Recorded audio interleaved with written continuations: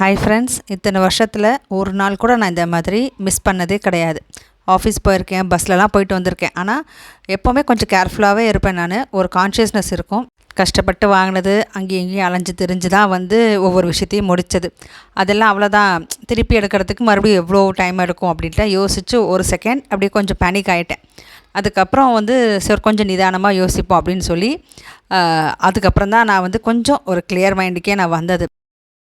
வீட்டை விட்டு காலையில் ஒரு 9:30க்கு கிளம்புனேன். ஒரு சில வேலை பெண்டிங் இருக்குது, இன்றைக்கி ஒரு 2-3 வேலையாவது முடிச்சிடலாம் அப்படின்னு சொல்லிட்டு கிளம்புனேன் ஆட்டோவில் காலையில். இங்கேருந்து நேராக போனது பேங்க்கில். ஃபஸ்ட்டு பேங்க் வேலையை முடிச்சுக்கலாம் அப்படின்னு சொல்லிட்டு ஃபஸ்ட்டு அங்கே போயிட்டு அங்கே ஒரு சின்ன வேலை அதையும் முடிச்சுட்டு அங்கேருந்து என்னோடய சிம் இன்னொரு சிம் வேலை செய்யலை அப்படின்னு சொல்லிட்டு அங்கே போனேன். அந்த கடைக்கு போயிட்டு அங்கே கொஞ்சம் நேரம் வெயிட் பண்ணி அதுக்கப்புறம் அந்த வேலை முடியலை. ஆனால் ரொம்ப டைம் எடுத்தது அப்படின்னு சொல்லிட்டு ஒரு 3/4 மணி நேரம் இருக்கும் வெயிட் பண்ணி. ஸோ வேலை ஆகலை. அப்புறம் திருப்பி அங்கே இருந்துட்டு எனக்கு இந்த மாதிரி சின்ன சின்ன வேலைகள்லாம் இருந்தது. நம்ம அட்ரஸ் புது வீடு மாற்றிருக்கோம். அப்போது கேஸ் புக்லேயும் நம்ம எதுவும் அட்ரஸ் மாற்றணும்ல. ஸோ அந்த மாதிரிலாம் ஒரு வேலை பெண்டிங் வச்சுட்டே இருந்தேன். ஸோ இப்படியே இருந்ததுனாலேயே 2-3 இடத்துக்கு இந்த மாதிரி இன்றைக்கி கிளியர் பண்ணிடலாம் வேலை அப்படின்னு சொல்லிட்டு போனது. எப்போவுமே ஆஃபீஸ்க்கு போனாலும் சரி ஒரே ஒரு ஹேண்ட்பேக் தான் இருக்கும். அதுலேயே எல்லாருக்கும் ஒரு லஞ்ச் பேக் ஒன்று இருக்கும், அவ்வளோதான். இன்றைக்கி ஆஃபீஸ் பேக் அந்த பேக்கையும் எடுத்துக்கிட்டு கையில் ஒரு சின்னதாக ஒரு பர்ஸ் அதையும் நான் எடுத்துகிட்டு போனேன். அந்த பர்ஸில் தான் எனக்கு எல்லாமே இருக்கும். லைக் என்னோடய card, Aadhaar card, PAN card, நம்மளோட ஏடிஎம் கார்டு இதெல்லாம் இருக்கும். அது இல்லாமல் அதில் தான் வச்சுருந்தேன். ஸோ எல்லாத்தையும் வச்சுட்டு நான் எப்போவுமே அந்த பழக்கம் இல்லை.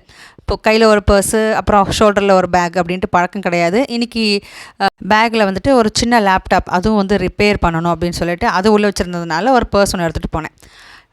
எங்கே விட்டேன்னு தெரியல பர்ஸை. நான் லேப்டாப் ரிப்பேர் கொடுத்துட்டு வீட்டுக்கு வரத்துக்கு ஒரு 15 நிமிஷம் இருக்கும். அப்போ தான் கையில் தோணுச்சு ஏதோ மிஸ் பண்ணுறோமோ அப்படின்னு சொல்லிட்டு. ஏன்னா கண்ணாடி வச்சுருக்கேன், இதெல்லாம் மொபைல் வச்சுருக்கேன், அதுக்கப்புறம் இந்த டாக்குமெண்ட்டும் வச்சுருக்கேன். ஆனால் ஏதோ ஒன்று மிஸ் பண்ணுற மாதிரியே ஃபீல் ஆகிடுச்சு. அப்புறம் கொஞ்சம் தான் எனக்கு கொஞ்சம் தூரம் போனதுக்கப்புறம் தான் தோணுச்சு பர்ஸை விட்டுட்டோம் அப்படின்ட்டு.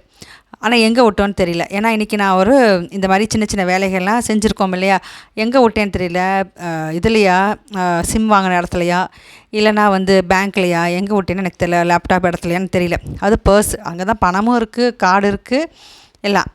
அதனாலேயே எனக்கு கொஞ்சம் டவுட் ஆகிடுச்சு எங்கேயோ விட்டேன் அப்படின்ட்டு. அதுக்கப்புறம் மறுபடியும் ஆட்டோவை ரிட்டன் போட்டு போக சொல்லிவிட்டு எல்லா இடத்துக்கும் மறுபடியும் போனேன். போயிட்டு தேடிட்டு வந்தப்போ நம்ம கார்டு வாங்கினேன் இல்லையா, சிம் வாங்கினேன் இல்லையா, அங்கே தான் பர்ஸை விட்ருக்கேன். நான் ஸ்நாக்ஸ் வாங்குறதுக்கு பேக்கரியும் போனேன்.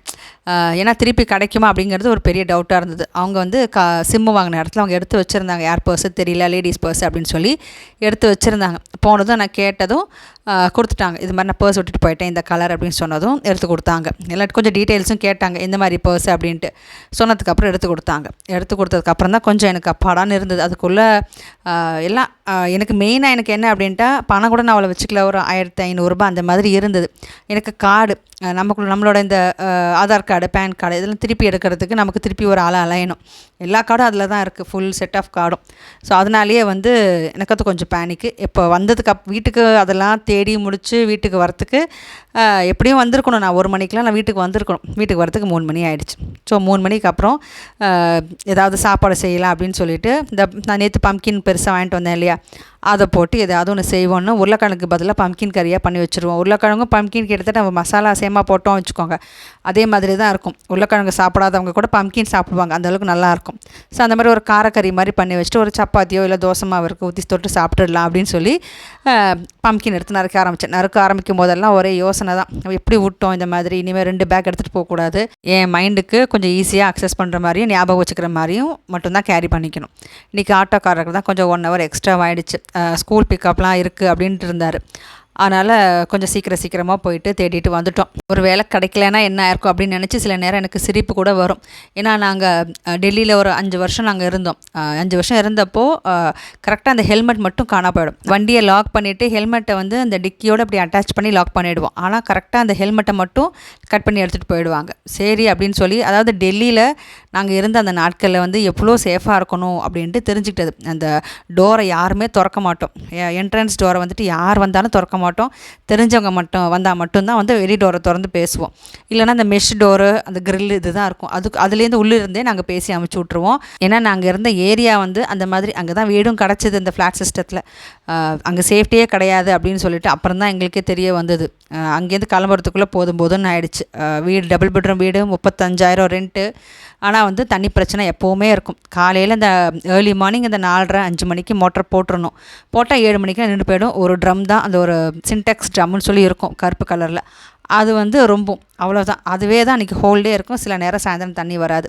ஸோ அங்கேருந்து எப்படா கிளம்புவோம் அப்படின்னு சொல்லிட்டு ஸ்கூல் சேர்த்ததுனால கொஞ்சம் 2 வருஷம் 3 வருஷம் அங்கே இருந்துட்டு அப்புறம் வேறு ஒரு இடத்துக்கு டெல்லியில் வேறு இடத்துக்கு ஷிஃப்ட் ஆனோம். அது கொஞ்சம் ஓகேவாக தான் இருந்தது. அதாவது ஓவராலாக டெல்லி பார்த்தோம் அப்படின்னா சேஃபாக நம்ம கற்றுக் கொடுத்துரும் எப்படி சேஃபாக இருக்கணும் அப்படின்னு சொல்லிட்டு. ஸோ அதை வந்து மைண்டில் வச்சுக்கிட்டு தான் நான் வந்து இதை நான் வந்து யோசித்தேன். பேகு போச்சுன்னு யோசித்த காரணமே அதுதான். அவ்வளோதான், இன்றைக்கி கிடைக்காது அப்படின்ட்டு. பட் இங்கே பரவாயில்ல, எடுத்து வச்சுருந்தாங்க. அந்த ஒரு நல்ல மனசு. கிடுகிடுன்னு பம்கின் கறியும் பண்ணியாச்சு. உருளைக்கிழங்குக்கெலாம் என்னெல்லாம் போடுறோமோ மசாலா அதெல்லாம் போட வேண்டியதான். காரம் கொஞ்சம் கூட போடணும். நல்லா ஒரு மிளகு ஜீரக பொடியும் காரப்பொடியும் கொஞ்சம் கூட போட்டோம் அப்படின்ட்டா அருமையாக இருக்கும், சூப்பராக இருக்கும். எண்ணெய் கொஞ்சம் கூட விட்டோம் அப்படின்னா இன்னும் கொஞ்சம் நல்லா மொறுமொறுன்னு வரும். நான் கொஞ்சம் தான் ஆனால் எண்ணெய் விட்டுருக்கேன். இந்த 30 days டயட் பிளானில் இது ஒரு டிஷ்ஷாக நீங்கள் எடுத்துக்காங்க, Day 7 அப்படின்னு சொல்லிட்டு. ஏன்னா இதுக்கு நான் எதுவுமே செய்ய போகிறது கிடையாது. சப்பாத்தியோ பொரி எதுவும் செய்ய போகிறது இல்லை, சாதம் எதுவுமே கிடையாது. இதுதான் மெயின் டிஷ்ஷே. சப்பாத்தி நீங்கள் பண்ணுறதா இருந்ததுன்னா இது வந்து உள்ளே ஸ்டஃப் பண்ணி பண்ணலாம். மசாலா தோசை ஊற்றணும் அப்படின்னா உருளைக்கிழங்கு பதிலாக இது, அவ்வளோதான். உருளைக்கிழங்கு சேர்க்காதவங்க இதை சேர்த்து சாப்பிட்டுக்கலாம் டயட்டில் இருந்தோம் அப்படின்னா. இன்றைக்கி நமக்கு Day 7 டயட் ஃபுட் வந்துட்டு இதுதான் இன்றைக்கி ரெடி ஆகிடுச்சு. காலையில் கிளம்பும்போது வெங்காய ஊத்தப்பம் சாப்பிட்டுட்டு கிளம்பியாச்சுது. ஸோ வந்து ஏதாவது சப்பாத்தி பூரி ஏதாவது பண்ணலாம், எனக்கு சாதம் வேண்டாம் அப்படின்னு சொல்லிட்டு பார்த்தா இன்றைக்கி இதுவே நிறைய பண்ணிட்டேன். அதனால் இதையே மெயின் டிஷ்ஷாகவே சாப்பிட்டுடலாம் அப்படின்ட்டு இது நம்மளோட Day 7 ஒரு டயட் ஃபுட்டில் இதை ஆட் பண்ணிக்கலாம். நம்ம Day 7 30 daysனால இது Day 7. இதில் வந்து தயிர் தடுக்காய், தயிர் பச்சடி, இல்லை வெறும் தயிர் போதும், வேறு எதுவுமே வேண்டாம். பார்த்தா உங்களுக்கே தெரியுது உருளைக்கிழங்கு மாதிரி. சப்பாத்தி பூரி சாதம், தேங்காய் சாதம், எல்லாம் எலுமிச்சம்பழம் சாதம் சூப்பராக இருக்கும் சாப்பிட்றதுக்கு. ஸோ இது மாதிரி பண்ணியாச்சு. உருளைக்கிழங்கு வேண்டாம் நான் டயட்டில் இருக்கேன் அப்படிங்கிறவங்க இதே மாதிரி பண்ணி சாப்பிட்டிங்கன்னா உருளைக்கிழங்கு சாப்பிட்ற டேஸ்ட்டு வந்துடும். ஸ்டஃப்டு சப்பாத்தி இல்லைனா வந்துட்டு தோசைக்கு மசாலா தோசை பண்ணுவோம் இல்லையா, அப்போ இது மாதிரி பண்ணி வச்சிட்டோம் அப்படின்னா மசாலா தோசை தான் அது. அவ்வளோதான். தயிர் வந்து ஒரு கடைஞ்சிட்டு அதில் மேலே ஊற்றி அவ்வளோதான், லன்ச் பண்ணியாச்சு. இன்றைக்கி இந்த விஷயத்துக்கே, இந்த பேகு தொலைஞ்ச விஷயத்துக்கே நான் ஓடிட்டே இருந்ததுனால மீன் வாங்க மறந்து போயிட்டேன். ஸோ அதுதான் வந்து இன்றைக்கி நான் வாங்கணும்னு நினச்சேன். சரி ஆட்டோவில் வரும்போது ஒரு 8 வாங்கிட்டு வந்துடுவோம், போகிற வழி தானே அப்படின்னு நினச்சேன். அதை வாங்க மறந்து போயிட்டேன்.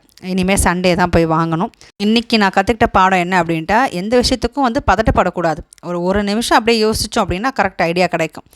இன்றைக்கி முக்கியமான விஷயம் தொலைஞ்சிருச்சு அப்படிங்கிறதுனால தான் கொஞ்சம் வந்து பேனிக் ஆகிட்டேன். அதர்வைஸ் கொஞ்சம் நிதானமாக தான் வந்து யோசிக்கிறது.